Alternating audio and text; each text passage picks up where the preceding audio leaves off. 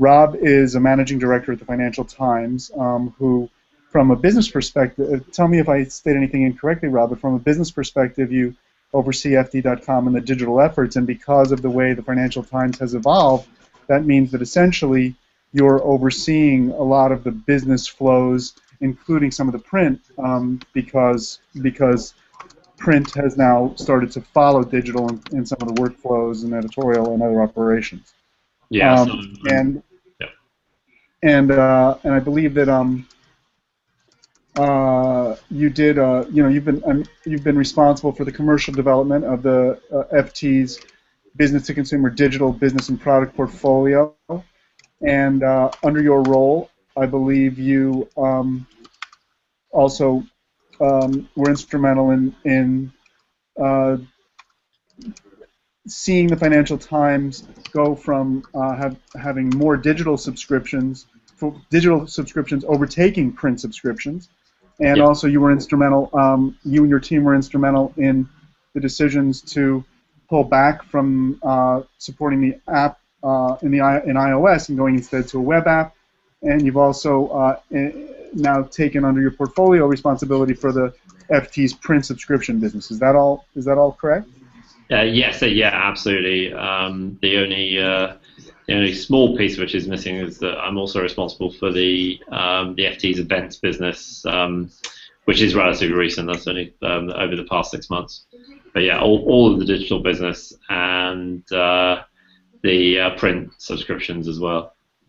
So just hearing what you just said, that raises an interesting question, because we're not at the part of the course. So the course, as I mentioned to you, I believe I sent you a copy of the syllabus, but it covers the digital content chain from content creation, management, distribution, awareness, and monetization. And we're not at the monetization part of the course yet. Yeah. But you've got just like most of the publishing industry, it's fine. The publishing industry isn't at the monetization part yet either.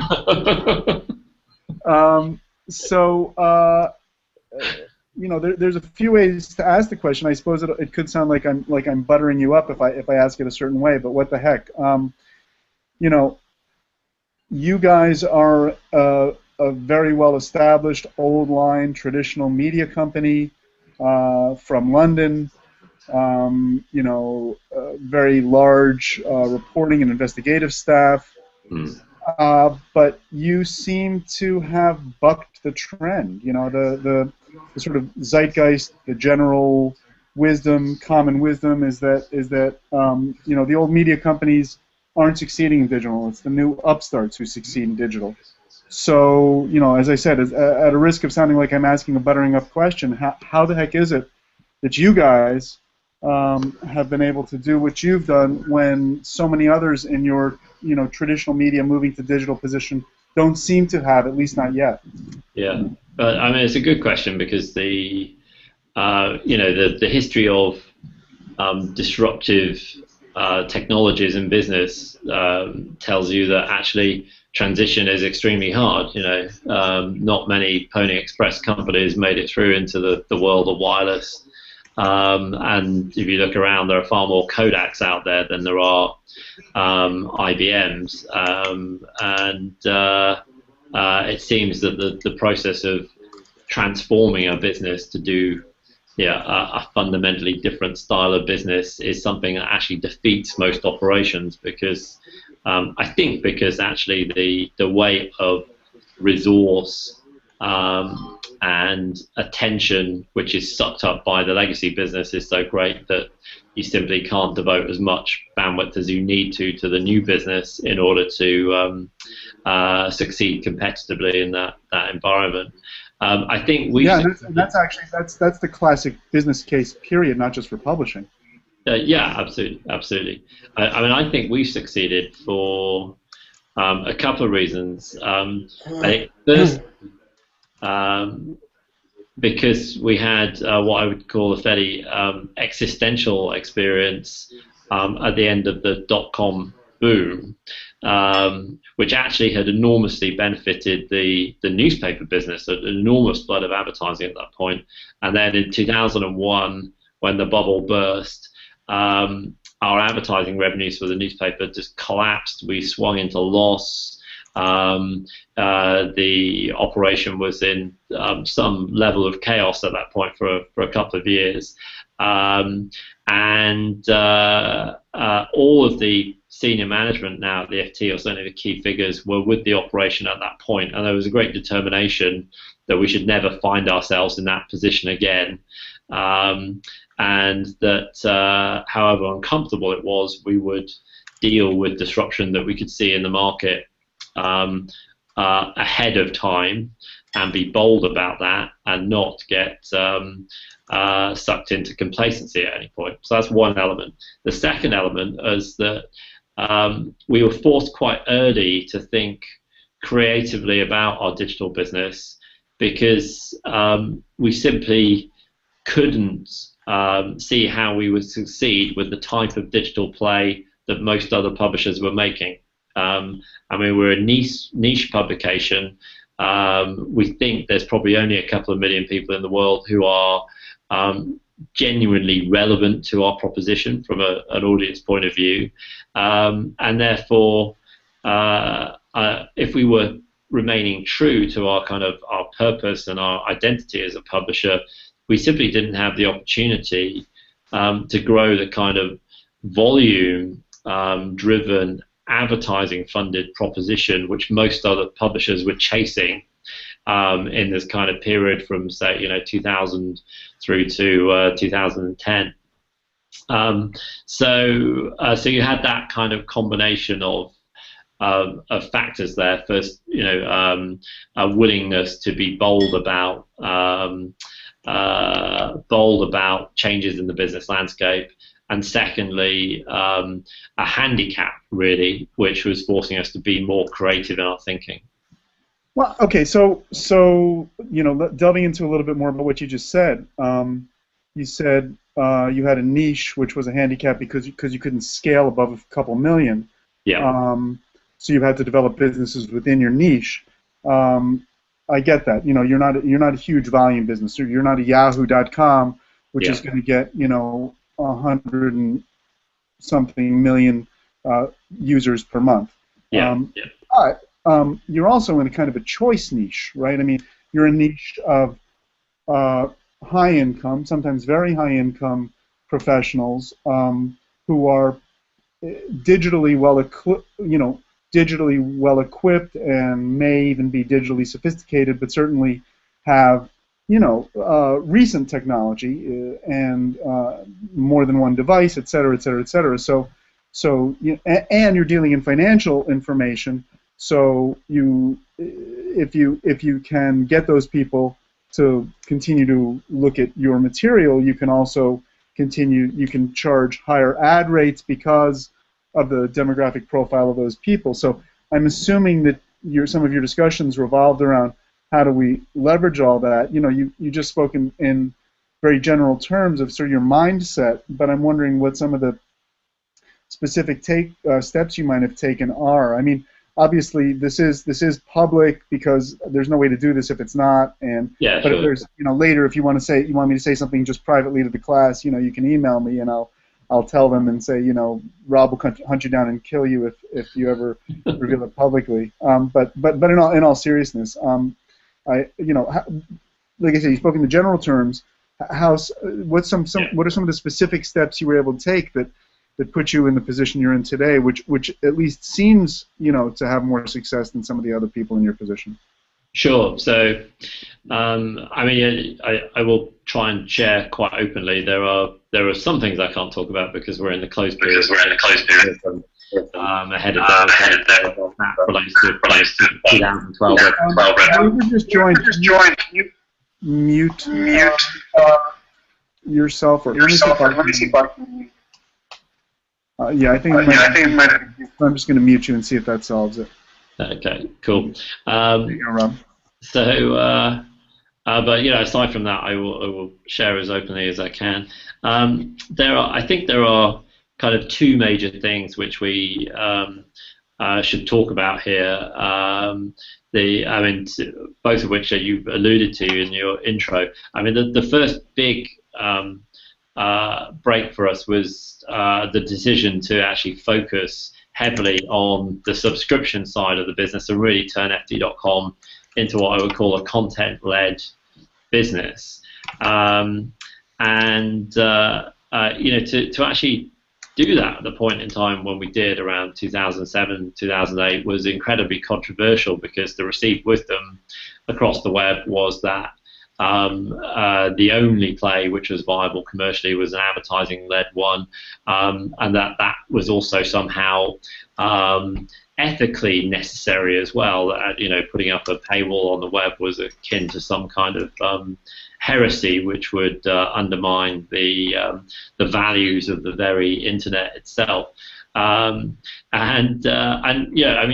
mentioned that we had some advantages in that regard with our audience. This cash-rich, time-poor, niche audience, and I think that context was helpful because it helped us to explore some of the absurdities of what was kind of talked about around paid content, i.e. this notion that nobody would ever pay for anything online. And when you actually looked at the audience, the proposition didn't stack up. We were looking at it thinking, well, of course these people would pay for something if it was valuable and they needed it. I mean, for much of the FT's audience, the money genuinely isn't any object, and if they think it's good, then they'll probably buy it or could be useful. So we did have a lot of internal argument. I have to say that there was not necessarily unity initially, particularly across the editorial side, in favor of the paid content direction, but there was enough weight behind it and enough belief behind it at a relatively early stage to get it moving. And actually my background was helpful in this regard, because before I took over the running of ft.com, I headed up our digital advertising team, and the sort of slightly counterintuitive thing that I brought to the party was an understanding that actually it would be much more difficult to scale advertising, digital advertising, than many people seem to think at that point. Why did you know that, Rob? What made you understand that? And I apologize for looking off screen. I'm just taking notes on another spot. Sure. Well, I think what we were starting to see at that point was something which has now become much more obvious in hindsight, and that's that publishers online have really very little real estate to work with. So, if you look at all the page views on the whole of the web as kind of one giant cake, and look at how they're distributed, well, about 50% of them are on social media sites. Another 15%, 15%, are on portals, so Yahoo, AOL, etc. Another 8% are on search sites of one variety or another, and then there's a sort of mix of classified and other elements making up the rest.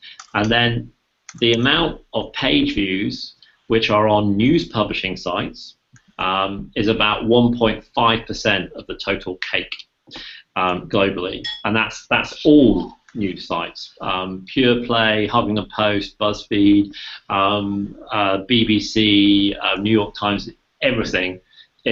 Add it all together, it's about 1.5% of all the page views on the web, and actually that's just not very much real estate to work with. It means that publishers are suffering from a massive scale disadvantage, and whereas Facebook pulls 1 trillion page views a month and Yahoo pulls 90 billion, even the biggest publishers are only just really into the low single-digit billions per month, which means they're essentially 1,000 times smaller than Facebook.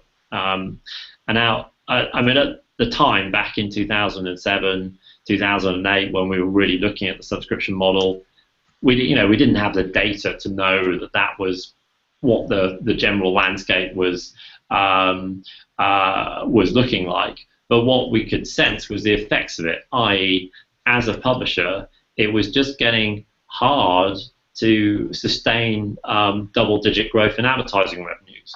it seemed like the money that we knew was flowing into the market was just disappearing somewhere else. Somebody else was taking the prize, and this effect seemed to be sustained, and without being able to figure out how to double your page views on an annual basis, it was very difficult to see how you could really scale advertising revenues at pace. So that was what's behind the thinking.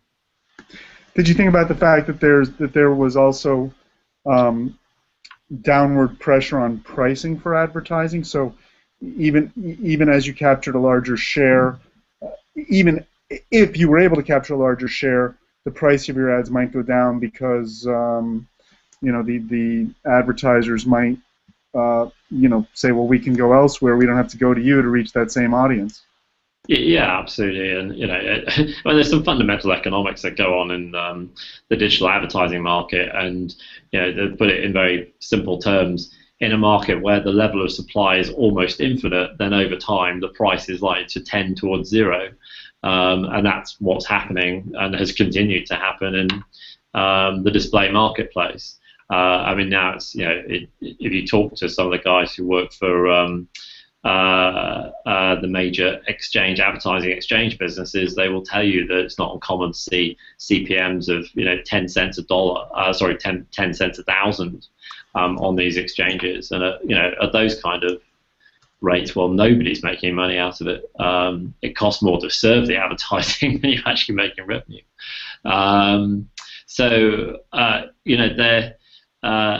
These effects are very, very powerful, and we could see it at that stage. CPMs have been coming down for a number of years, and it was clear that you had to grow your page views at a massive rate if you wanted to have volume-driven growth. Now we had some protection against that because we had always used quite sophisticated targeting, so we would try and allow advertisers to target very specific segments of the audience, which would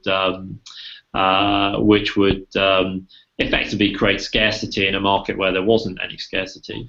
But that only provides so much protection, and we were close to the limits of what we could do with that.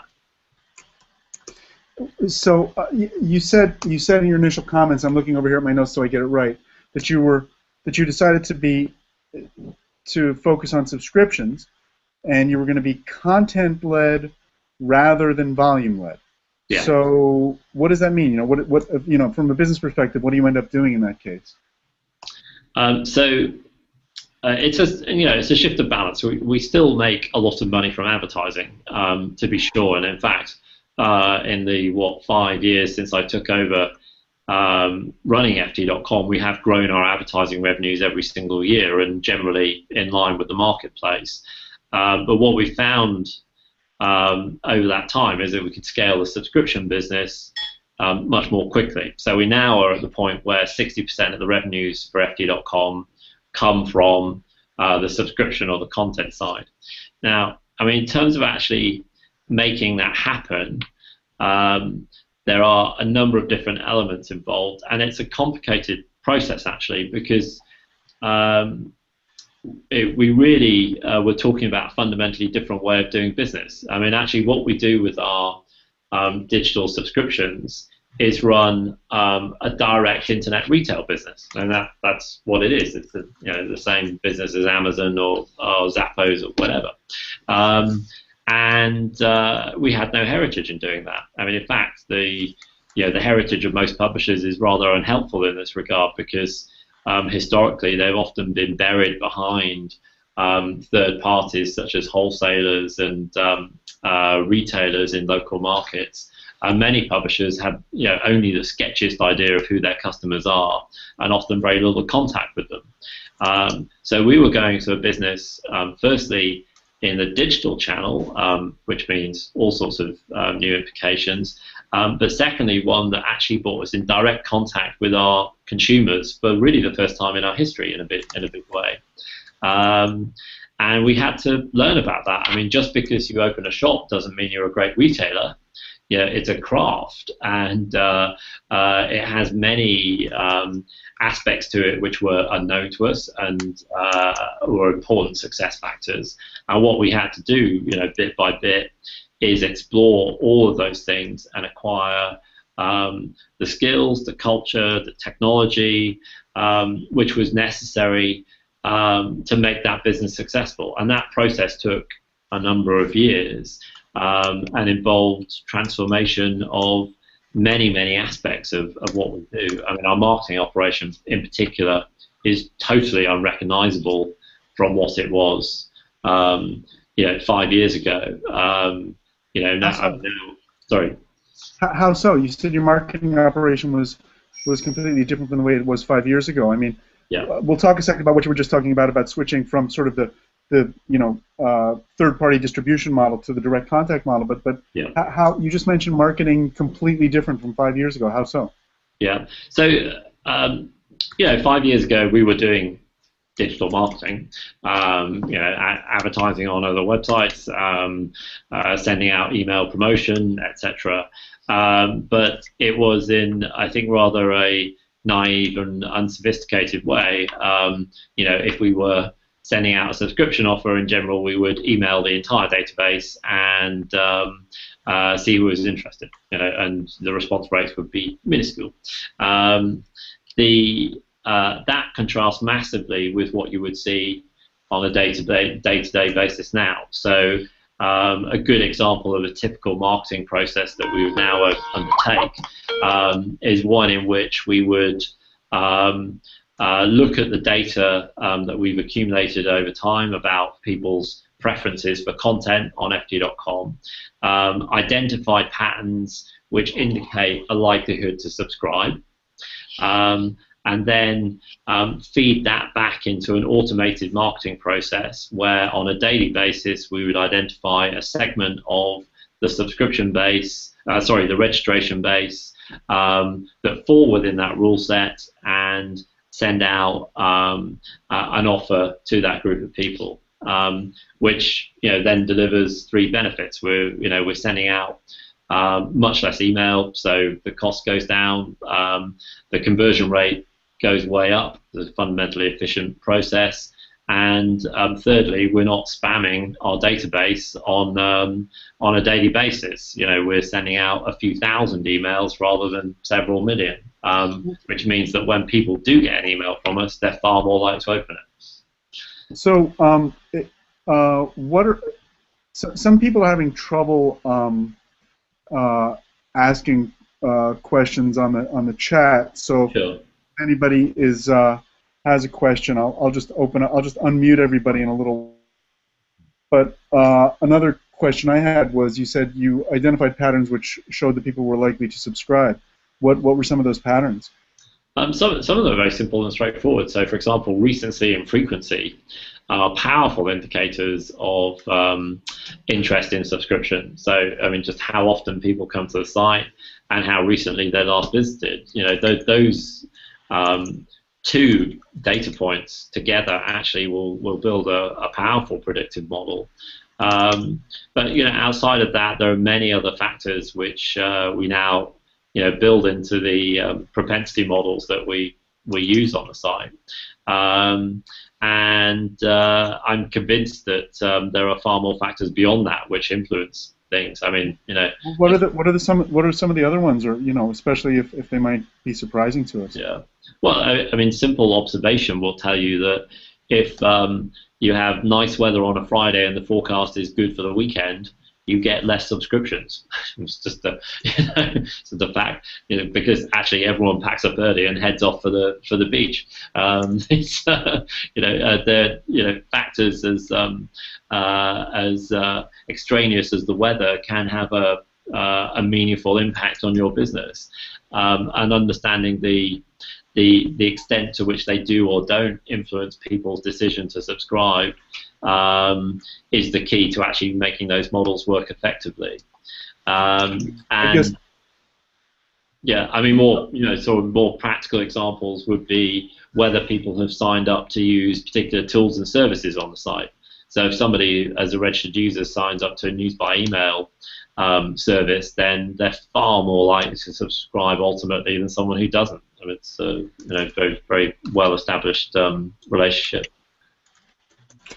But that weather example is something I'll just throw in. One of my sort of one of the things I harp on in both my sort of professorial life and my professional life is that, I mean, professorial is professional. I didn't mean that, but yeah. Is that it's not metrics and human intelligence are combined. So the weather example you gave, for example, you could look for months and say, why is it that on these particular Fridays, our subscription rate dropped from these emails, and then somebody says, well, so you've got to have that sort of human intuition to go with it. Oh yeah. But, so all right. So I mean, I'll also show a little bit of my prejudice here as well, because in mid 2000s I was general manager of an internet division of a magazine company, and I was asked, one of our publications, we had about 10,000 people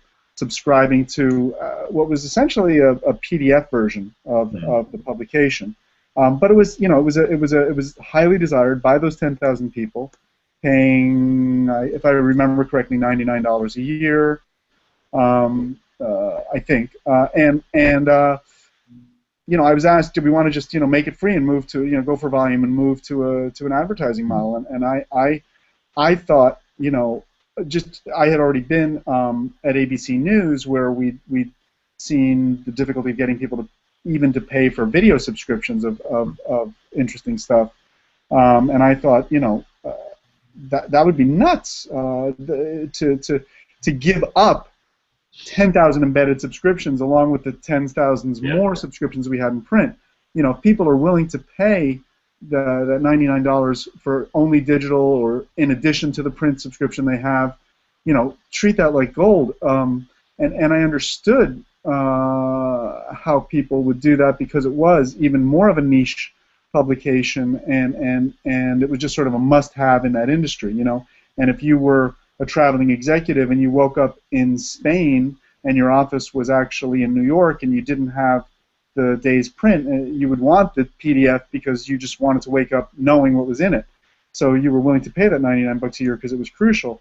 Financial Times is a great publication with intelligence and analysis that I really have always appreciated. I mean, Lex has always been incredibly insightful, and it's got a tone. Nevertheless, I'm wondering, how could it's still financial news and information, and there are other major important companies doing the same thing.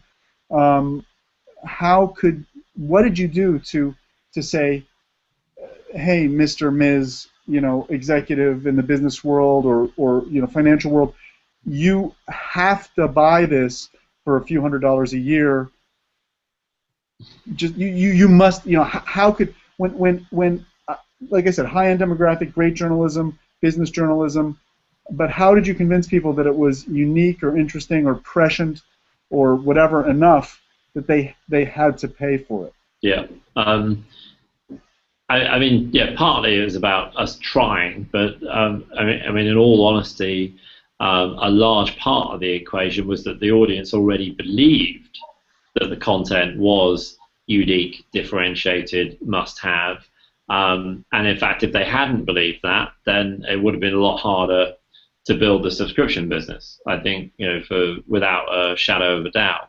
And this is a crucial factor, because paywalls will not work in all instances, for sure, and some things are fundamentally different about digital publishing versus print publishing. And print publishing is, to a large extent, a distribution business model. I mean, actually, the process of getting the news from A to B is a task in itself in a physical world. And newspapers, lots of newspapers, many regional newspapers, for example, were needed just to actually make sure that people could see, the news being put out by Reuters or AP or whatever. It was a necessary process for people to be able to see the news at all. And actually, if you examine most traditional publishing businesses, it's the distribution which is the value in the business. Now, in the digital space, it is a fundamentally different environment. Distribution is essentially free on the web. You don't need a chain of intermediaries to make sure that the news gets from one place to another. One source can be read by the entire world very easily. And what that means is that publishing businesses which are largely founded on reproducing wire stories or rewriting press releases don't really have much of a future in digital. You just don't need them. There's no value. However, there are other forms of publishing which remain equally valid on the web in the same way that they did in print, and that's the type of publishing which is about producing unique, differentiated content which you can't find anywhere else. Now, some of our output has that quality inherently. The copy which is produced by our opinion columnists, the analysis pieces that we produce are inherently unique because it's one person's opinion, one person's insight. You'd never find that anywhere else. And we would also argue that actually a lot of the news content we produce is inherently unique because of the take that we have and the perspective that we bring to that particular story. It's obviously harder to sustain that for just an average run-of-the-mill news story, but when you're talking about a very particular piece of financial news, the FT's perspective on it is something which is of real consequence to a lot of the audience. And that's the thing that ultimately underpins our subscription model. The fact that we have some stuff that you just can't find anywhere else, however hard you look. And I think that actually that formula works in general. I don't think it's confined to just business and finance. I think if you're a publication that covers local sports teams and there's an audience out there that wants to know about those local sports teams and they can't find that information anywhere else, then they'll probably pay for access to that content because what's the other option? That I think is the key to a model where a paywall will work very successfully. So we have a question from a student named Max Hodge. Sure. And he asks something that I also saw on your Twitter feed. The best paywall for your content is a community. What, in your case, what is your community? Our community, well, I mean, the FT's community is, I guess, probably quite a unique one in many ways. I mean, we write for international business decision makers. That's what the audience that we try and address, and that also does take in or attract people who are very senior in areas like public policy, fundamentally the thing that kind of joins our audience together wherever they are in the world is that they are interested in what's going on outside of the borders of their immediate locale. Often they're more interested in what's happening on the other side of the ocean than they are in what's happening just down the street. And that their perspective is one that's linked to their roles within business, finance, or government. And actually, it's quite a coherent community. Although it is spread around the world, we don't have to do much to change our editorial output globally in order to address that audience, because the mindset of senior business people in the States is not all that different to the mindset and outlook of senior business people in China or Australia or Europe or South Africa or wherever it happens to be. And I mean, certainly that makes our lives simpler than for example, it is for, say, publications like The Guardian, who are trying to expand internationally quite aggressively. Well, why are you in New York? I'm in New York actually because the US is our biggest marketplace for digital subscriptions, and has been for a number of years. And we felt for some time that actually there was a kind of mismatch of resources where almost all of our digital expertise was in London, but our biggest marketplace was in the US. And that strategically it would be smart to try and build up the base of digital expertise that we had in that marketplace. So I've been in New York for a couple of years working on building up our digital team here in the US, and in fact moving the whole operation here more towards a digital outlook. And so we've built up our marketing resources here. We put product people in place, data people in place. We've added digitally orientated journalists doing interactive graphics and video and editing our blogs. And the only thing we don't do here now is development, but that may come over time.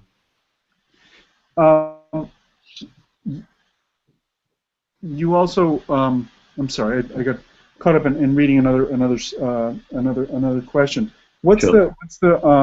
So the U.S. is your biggest digital community. It's quite coherent, but you don't really have to change your journalism. I mean, there are a couple of ways to ask this question. Greg, just so I know, I can see your face. Could you nod yes if you want to ask a question? Yes or no? Yes, you do. You're muted. No, you don't. Okay. If you do want to, just raise your hand, and I'll take off your mute. And if anyone else wants to ask a question, just try the chat, and if that doesn't work, then please try the email. It seems like the Google chat is giving me a little bit of a problem. A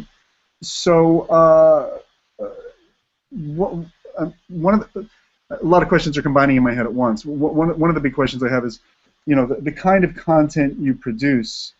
With those kinds of people who can do that kind of analysis are very skilled people. They have to have financial acumen, journalistic acumen, be able to say things that are incisive, analytical, and even sometimes spicy or maybe even insulting or controversial without getting you in the kind of trouble that's going to get you sued and put out of business.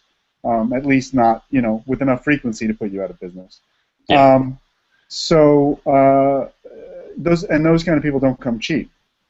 One of the things that's often said is that, trading print dollars for digital dimes or digital pennies. Can you, purely in digital, sustain an operation at the level of the Financial Times, even if you remove the expense of the printing and distribution you referred to earlier? We think yes. I mean, we're not at that point yet, but the profits which we make from our digital operations are now big enough to pay for something like 75% of our editorial costs. Wow. So, I mean, that's not a figure we ever quote publicly, so we probably need to be a little bit careful with that one. But it's very lucrative, and actually, the subscription revenue stream makes it a lot easier to invest in the editorial side. Firstly, it makes it easier because there's complete alignment. We're selling content, so it's therefore smart to invest in the content, yes, the product. And so, just from a sort of logical point of view, it's a more straightforward argument. Secondly, the subscription revenue stream is much more steady than the advertising revenue stream. Advertising is a fundamentally short-term business. Usually when you start the year, a relatively small proportion of your total advertising revenues for the year are actually laid down. and you don't, you get the money in arrears, not in advance, and it's very volatile and unpredictable. For a strategy exercise, actually, we went and looked at the advertising revenues for the whole of the FT back to 1971. So it had like a 30-plus year record. And what we found is that in 17 out of 34 years, we had either a double-digit increase in advertising revenues or a double-digit decrease in advertising revenues.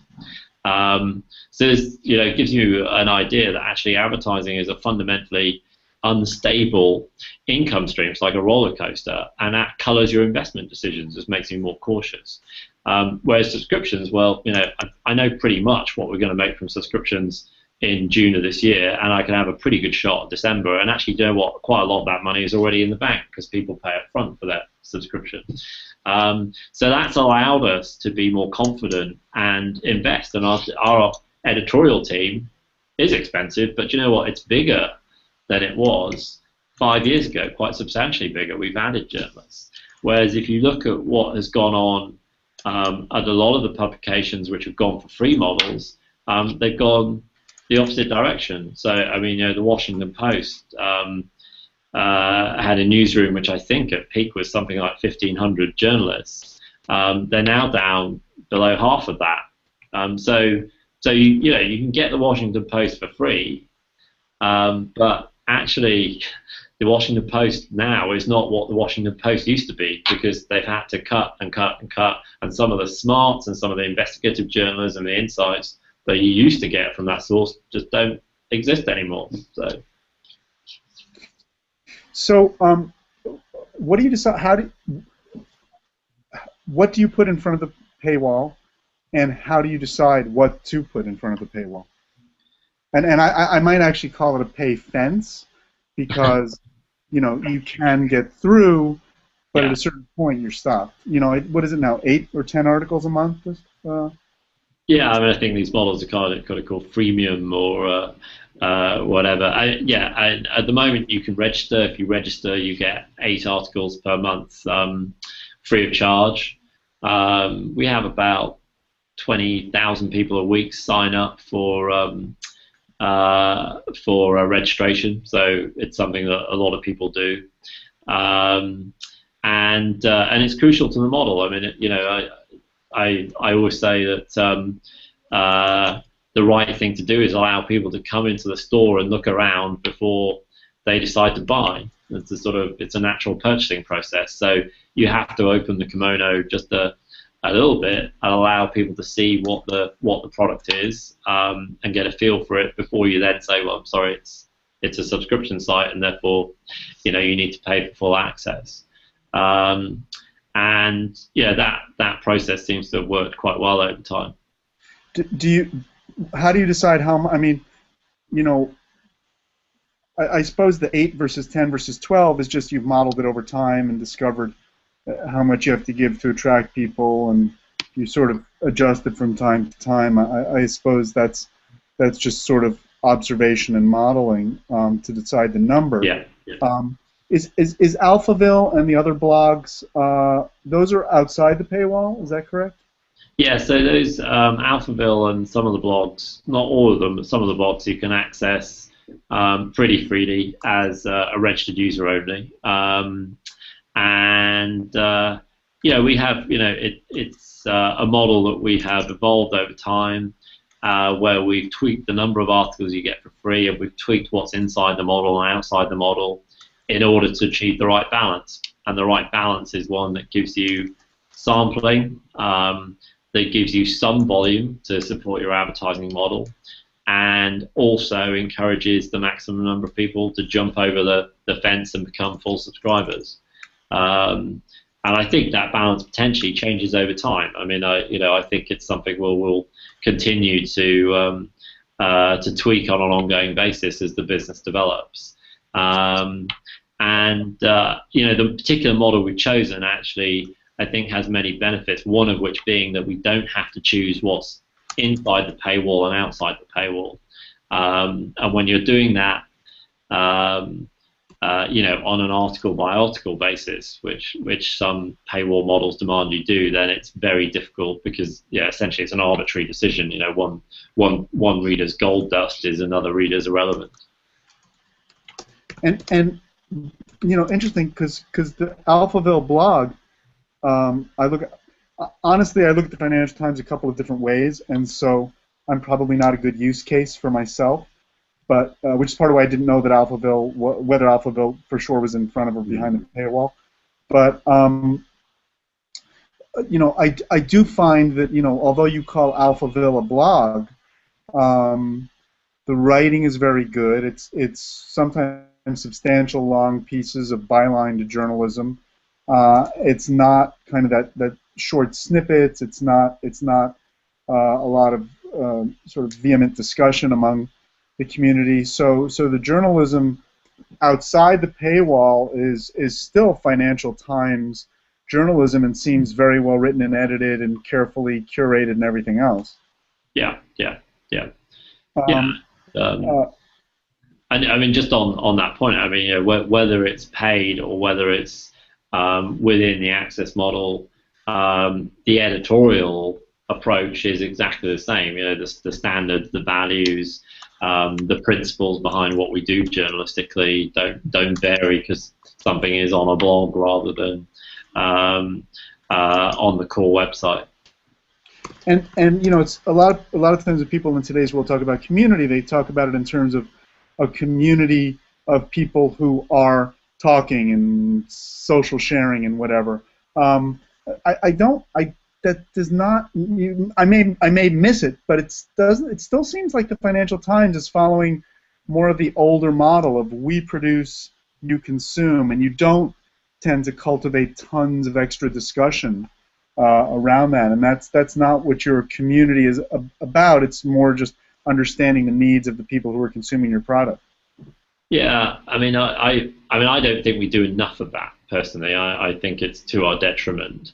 My own view, which is echoed by many of the senior editorial team, is that the tablets of stone style of journalism is probably part of history now, and the future is about a much more interactive and diffuse model where the opinions of the readers are often as prominent and as important to the overall proposition as the contribution from the journalists.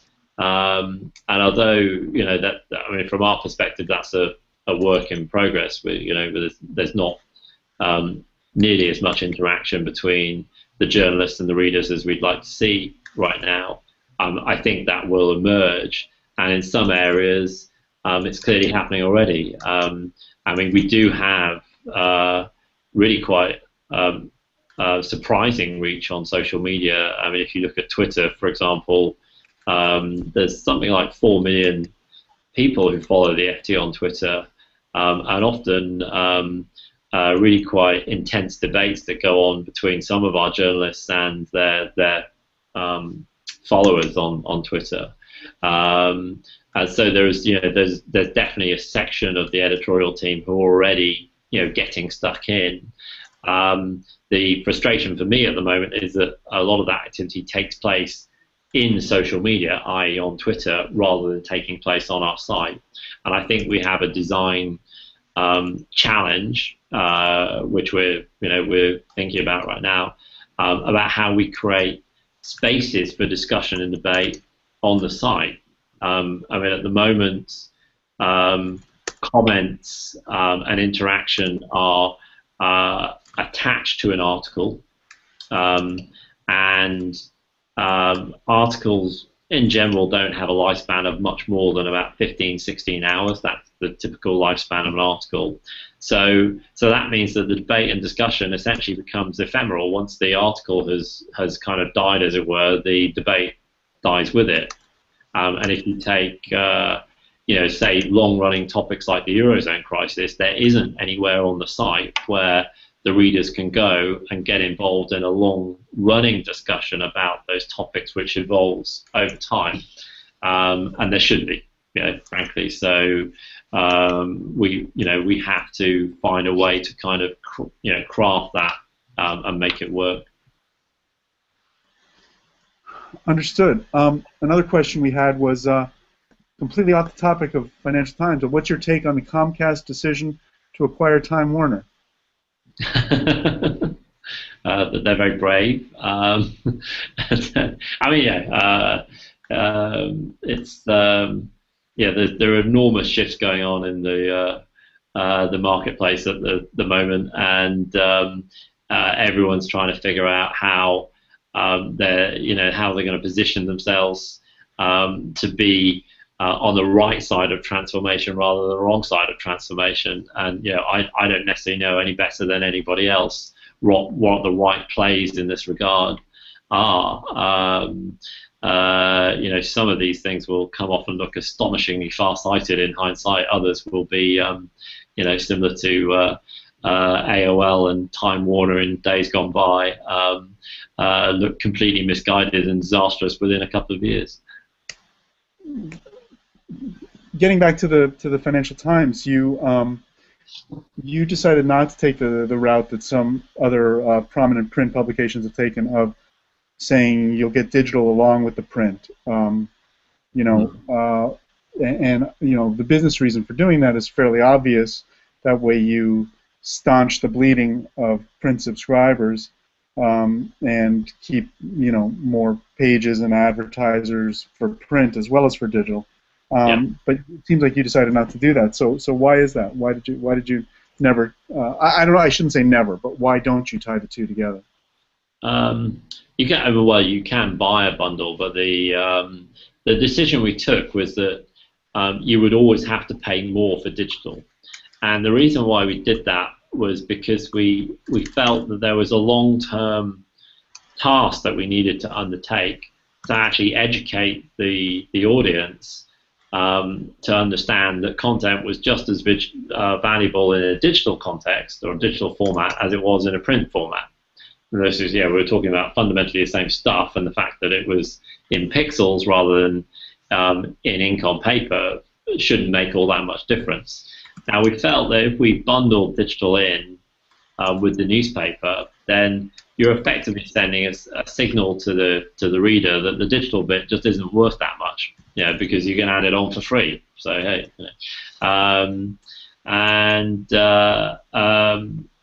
in the long term, that could prove to be a huge headache. If you come to the point where actually you need to move a lot of your audience over to digital, and they all think it's not worth that much, then you're in trouble. So our approach from day one was to say, no, this is valuable. This is the same stuff, and you know what? It is always going to cost you money. So you can add digital onto your print subscription, but it's going to cost you extra. Just like if you wanted to buy another subscription to the print paper for your beach house or whatever. Yeah, totally. And if you think about it, there's an awful lot of content on the site that you can't get in the newspaper. All the videos, all the interactive graphics, the blogs, the capability to search, etc. It's not free to produce, so why should it be free to consume? And that's it has had some interesting effects. I mean, one of the effects it has had is effectively it's pushed our subscription base into two fairly discrete pots. The number of people who take both is actually very small. So people are deciding either I'm going to be a digital consumer or I'm going to be a print consumer, that leaves us with the issue of, well, how do you migrate people across as people, for example, are not able to access the print product? How do we make sure that they're comfortable enough with the digital to switch naturally across to digital output? What's the split of digital versus print subs? So we have currently just under 400,000 digital subscribers. The newspaper circulation overall is about 250,000 now. So you see we're far past the point where digital subscriptions exceed print circulation. Just to give you sort of historic context, the peak of the newspaper circulation was about 450,000, which doesn't, it's not a big number in comparison to the circulations of some of the big general newspapers out there. But as I said earlier, the FT is a niche publication, and we're about quality, not quantity. But what that number shows is that our digital reach is coming pretty close to matching the peak of our print reach. And in fact, our franchise overall is far bigger than it's ever been. Because if you add the print paying audience to the digital paying audience and take out the relatively small number of bundles which overlap both, then you have an overall paying audience of well over 600,000 now. So I think it's about 630,000 at the last count. The FT has more reach than it's ever done right now, and we feel things are going from strength to strength. How many unpaid registrants do you have? So we have about 5.5 million registered users who have, they're entitled to 8 articles a month. And then beyond that, there's still a lot of casual traffic to the site. I mean, the home pages and the section pages are free to air. And, in a typical week, we would have 3 million to 4 million people coming to visit the site. And so there's a lot of traffic that comes through, which it's a natural part of the web environment. And I've always looked at that traffic as being, to use a retail analogy again, it's like people coming by your shop window. It's like footfall in a mall, And I see, the registered users are the people who actually come into the store and look around, and then the subscribers are the people who pick up something and buy. And they're all valuable, but I think a lot of publishers are mistaken in thinking that casual traffic that goes past their window is genuinely part of their readership. The relationship is so tenuous that I don't think you can reasonably claim that. But you do count the ad impressions. Well, I'm not saying you can't make money from it. So, I mean, that is one difference from retail, right? If somebody looks in your store window and walks away, you make nothing. If somebody looks at your homepage and walks away, you still do get an ad impression from that. Well, yeah, that's true. That's true. And you can make that half a cent or whatever. Or multiple advertising impressions. Yeah. Which in your case is probably a fairly high CPM and a fairly high RPM. Well, on an anonymous user, actually, the amount you can make from them is very small. And if you have Facebook-style volumes, then yeah, it aggregates up to a lot of money. If you just have a typical publisher-size volume, then really the returns from that traffic are, it's tough to make a living on it. Let's say that. What are the pricings tend to be? Oh, I mean, there's an enormous range. So if you're talking about a highly targeted audience that's a site like our own could offer, so let's say a C-suite audience for board-level directors, which we can offer advertisers, it is not unusual to be able to charge $80, $90, $100 CPM for that type of audience. Wow. At the other end of the spectrum, if you're talking about vanilla traffic that's anonymous, that may be sold through an exchange, for example, rates of well below $1 CPM are now typical in the marketplace. Now, we don't go that low. I mean, the lowest kind of CPMs that you would see on FT.com are around $10. But then in order to sustain that, there are chunks of traffic we just don't sell because we know that actually the advertising value is less than what we can earn by using that inventory for house promotion, i.e. promoting our own subscriptions, services, etc. And so you are actually, even on the free impressions, evaluating them on a sort of a behavioral or other sort of cookie targeting basis to understand who they are and what they're doing and whether you consider them a high-end ad or not on an impression-by-impression basis. Yeah, I mean, we do what we can. I mean, this is this is interesting space around data and privacy and tracking on the web. Yeah, I mean, there's an awful lot that goes on with publishers drawing on third-party data sources in order to track cookies which are posted against anonymous users to understand whether they have an advertising value or not, and then sell those impressions on via exchanges and things. And they can, that can make a meaningful difference to the CPMs, although actually you'd be surprised how relatively little, because some of the data signals are really very weak. Now we don't get into that side of things particularly, partly because actually the data that we have is so much more powerful in general and so much more monetizable, and also because we're clear that the data that we've collected is legitimate, it's clean, and that we have the permission to collect it and to use it because we effectively have a contractual relationship with all our registered users and subscribers. So the only techniques we really use on anonymous traffic are to do with the referral sources. Okay. So you will look at referral source, and if it's if it's another high-end financial publication or something like that, maybe you'll value it. Yeah. So you'll do some retargeting in that way. Yeah.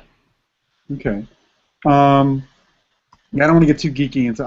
I did a 100-page sponsored white paper on advertising exchanges, so I could get extremely geeky, but I'm not. I'm going to try not to. You'd mentioned video. I don't see tons of video. I took a look at your YouTube channel.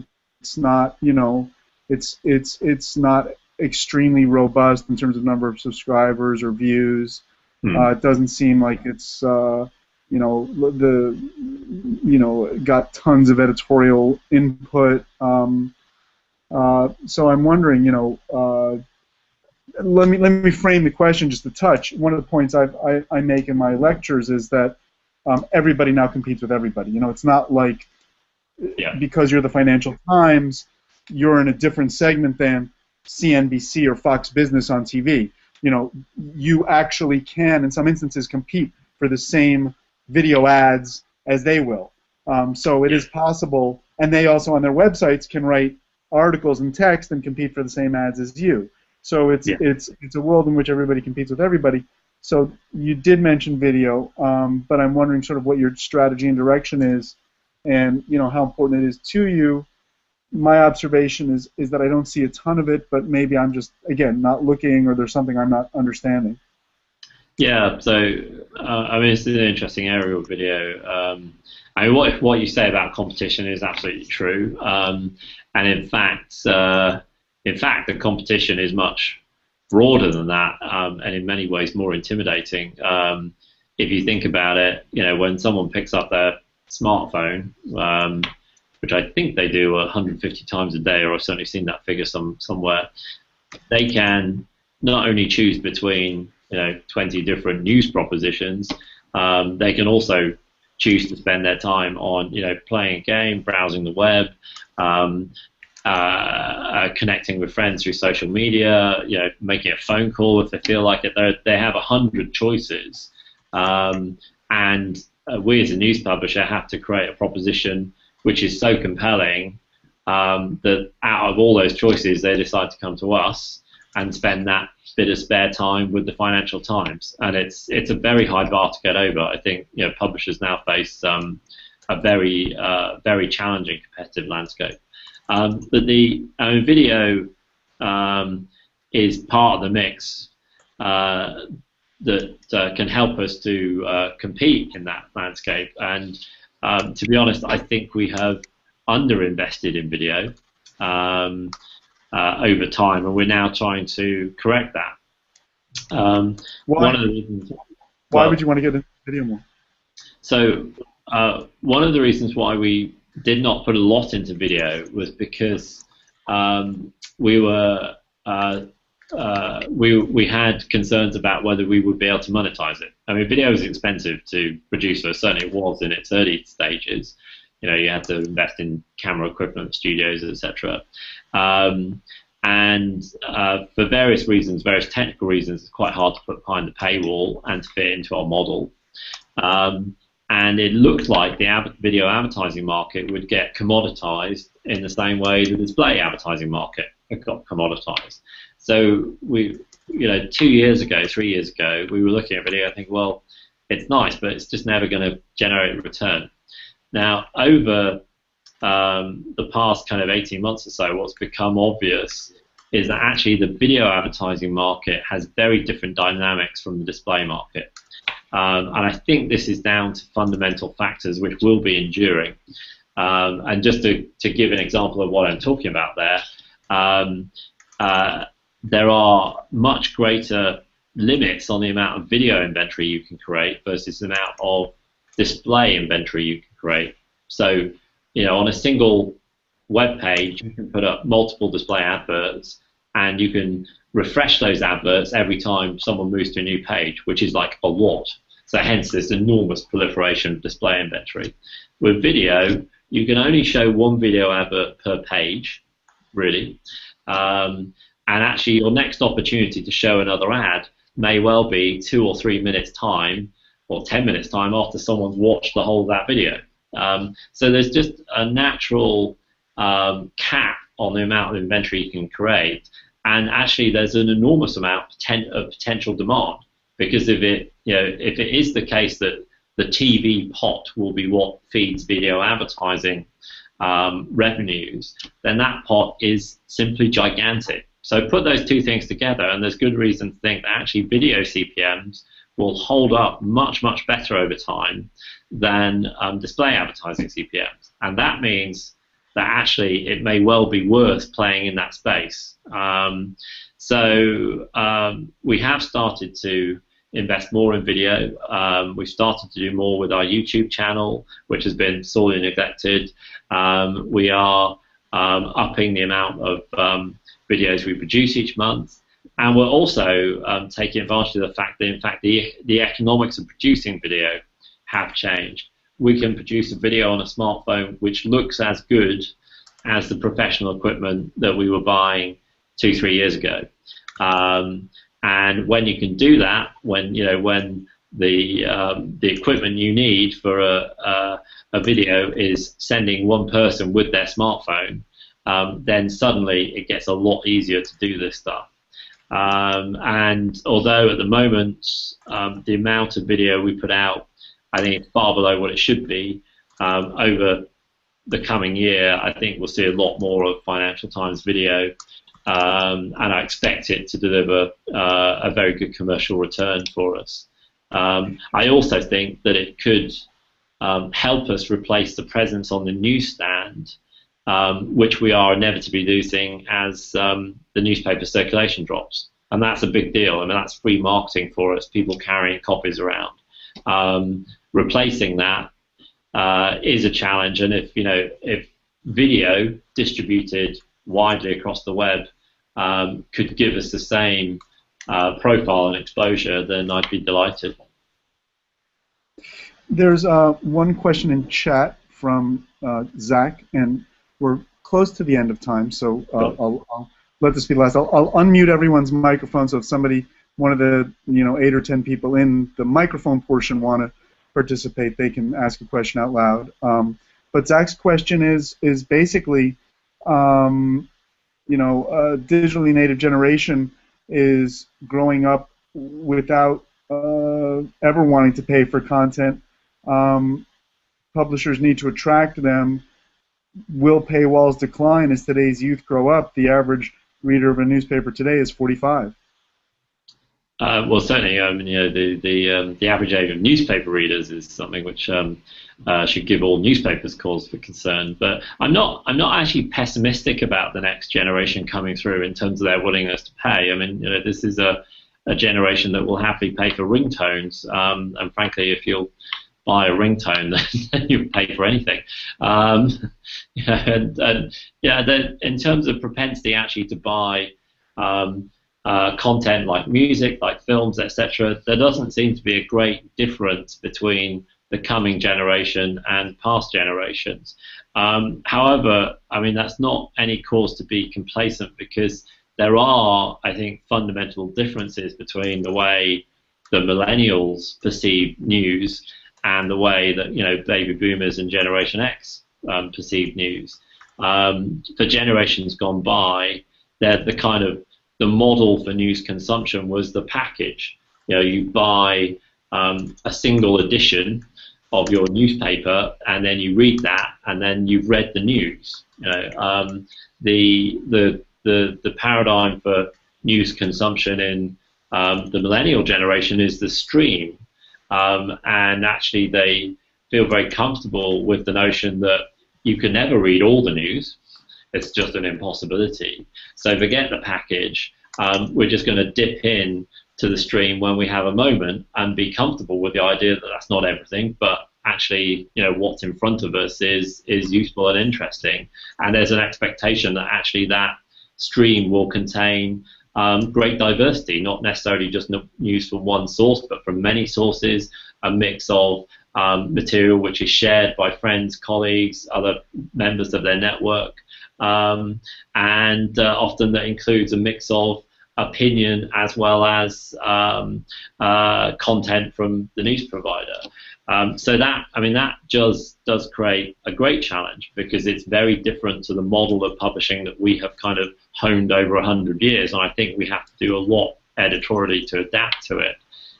But those things accepted, I think the audience still values news. In fact, the consumption of news, I think, is greater than it's ever been, and that they also certainly in important areas of the audience value authority, integrity, trust, and will value those things enough to pay for them if they think they can only find them from a limited number of sources.